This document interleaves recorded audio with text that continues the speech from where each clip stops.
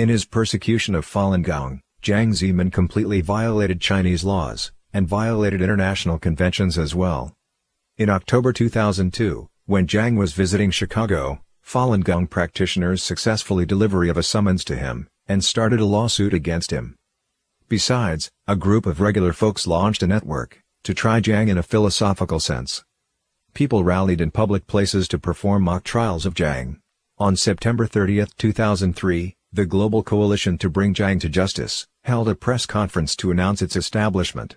It's a jointly initiated and sponsored organization by more than 80 groups and individuals, from Europe, the Americas, Asia, and Australia.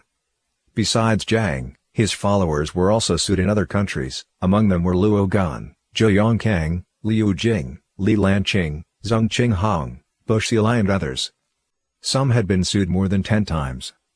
Zhao Zhifei, former deputy director of Hubei Province Police Department, Liu Qi, former mayor of Beijing, and Xia Diren, former deputy governor of Liaoning Province, were declared as guilty as charged in different lawsuits.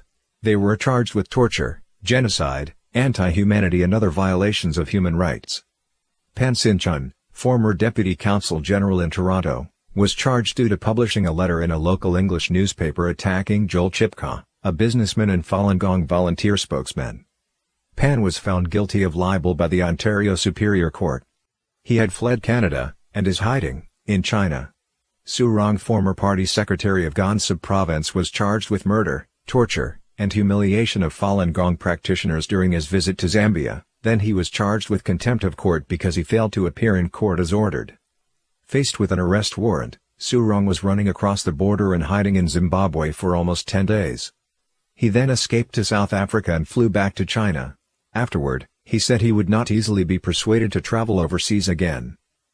On July 19, 2004, Chen Zhili, the former Minister of Education, and a member of the State Council, during a visit to Tanzania was charged with torturing and killing Falun Gong followers and maltreatment within the Chinese education system, and had to make a mandatory court appearance on that day.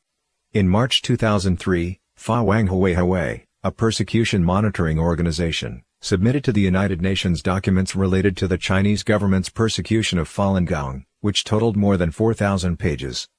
The documents listed more than 11,610 office officials, police officers and other persons involved in the persecution. It also goes over the details of their crimes.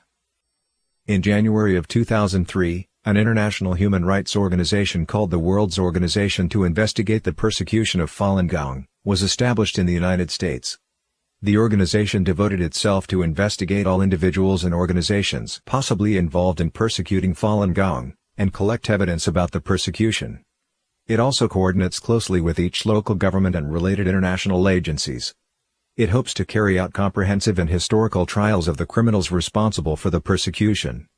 In September of 2003, the Canadian Fond du Fa Association submitted documents to Canada's Program on Crimes Against Humanity and War Crimes. This file documented evidence of crimes against Falun Gong that were committed by 15 high-level Chinese officials, which later increased to 45, including Jiang Zemin. Any persons on the list would be investigated if attempting entering Canada.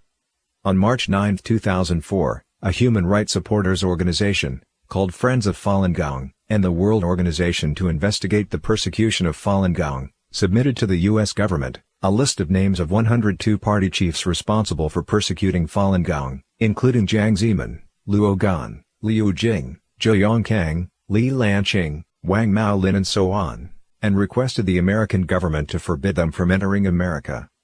Currently, there were numerous lawsuits in many countries against Jiang and his followers who persecute Falun Gong, holding the CCP officials responsible for what they have done.